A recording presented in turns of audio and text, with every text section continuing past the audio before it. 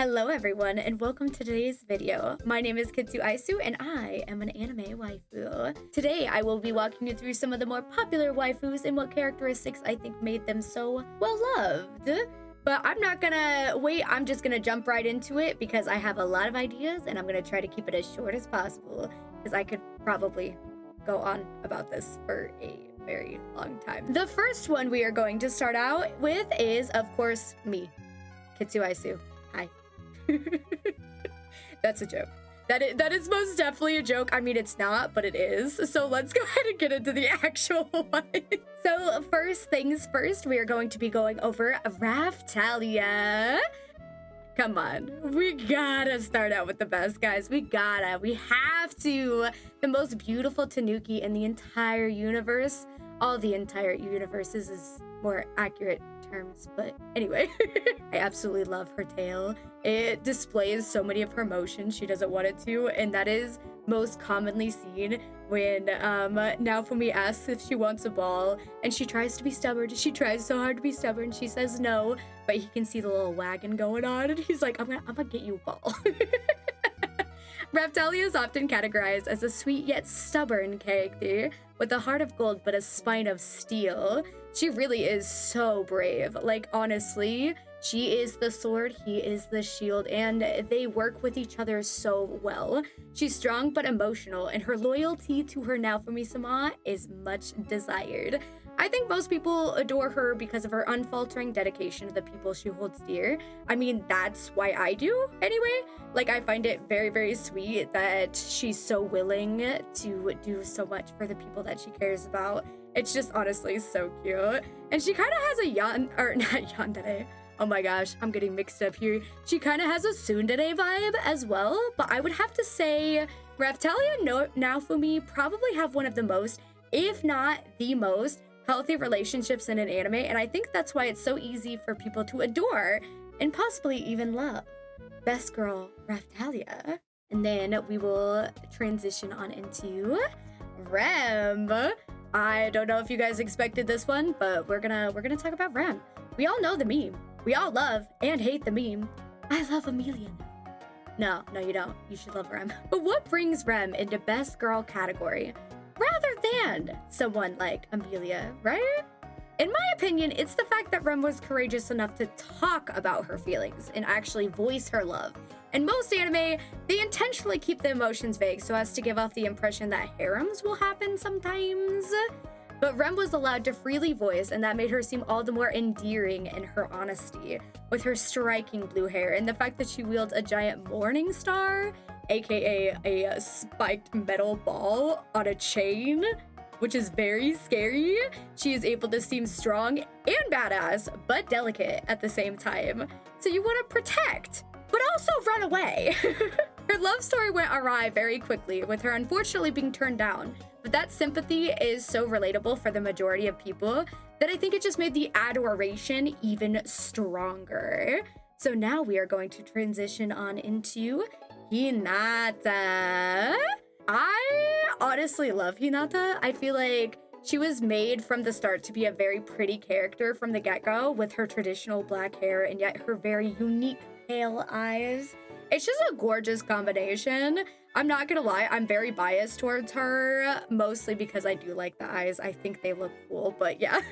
One thing to note with an anime such as Naruto is that a majority of kids were able to grow up with the characters, i.e. a lot of people were young when Naruto and its characters were young, and now that they're all adults, so are the characters. In that regard, a bond had already been formed, seeing that character progression as a person's own character progresses, i.e. due to growth. You know, as you grow older, your brain develops more, and your brain develops along with these characters as their brains and their emotions seem to develop. Hinata grows from a very shy but loyal and dedicated friend/love interest to Naruto into a strong but still loyal person who has goals to get away from her trauma and protect those close to her. She was always a kind person, and I think people see her as less waifu material and more of wife material. Kind of like Ralia, she is adored for her relationship with the one she holds dear, and people could see themselves genuinely loving someone who holds the same qualities, right?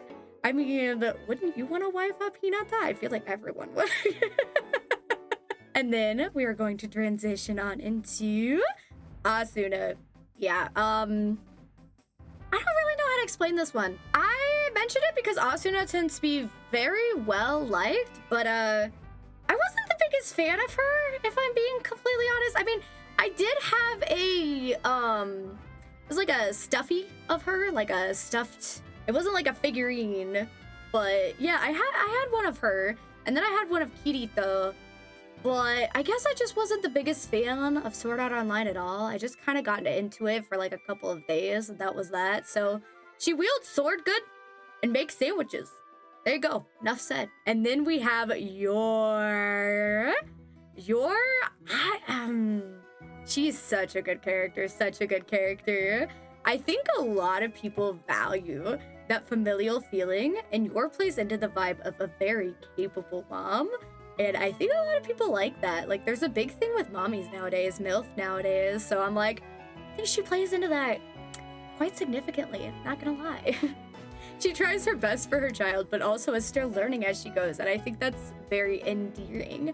There's some sympathy there mixed with admiration for someone who is willing to work on improving themselves for the sake of their family. I.e., her cooking needs a lot of work. But you know what? She's an assassin. It makes up for it, right? It makes up for it. Even though technically Yor isn't Anya's mother, she takes care of her and tries to take care of Lloyd as well. And it's a very traditional, comfy feeling that brings. It reminds people of like the nuclear family kind of thing, you know? On top of being a motherly figure, she also has some badass tendencies, and it's hard to not like that.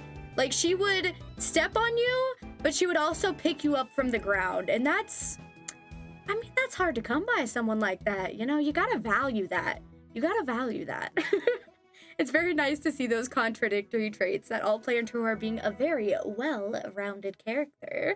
I said I was gonna try not to rant about this for too long, and I feel like I could make a very, very long video out of this, so let's go into honorable mentions. Erza Scarlet, she's a redhead. Rias Gremory, also a redhead. Mia from Monster Musume, she's a monster. Makima from Chainsaw. Okay, I'm seeing a theme here. Are these all redheads?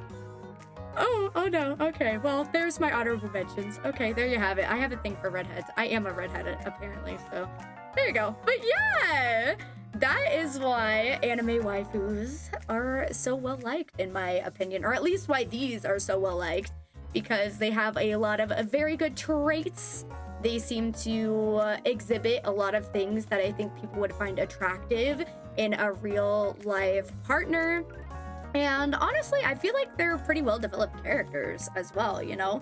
They all have that in common, and they're very cute as well. Like, a lot of the characters are very well made aesthetically. Feel free to mention in the comments any opinions you have over these characters, or honestly, if you feel you found a better waifu. Because my taste, as we see from my previous videos, i.e. my top 5 games to stream, i.e. my music taste that I play on stream all the time, I might have trash taste. I might honestly have trash taste. I don't know. You tell me. We'll see. Maybe we can fight about it in the comments. I'll try to be polite. I'm sure you guys will too. Hopefully. This is Best Anime Waifu #1 signing off, and I hope you all have a great rest of your day. And bye-bye.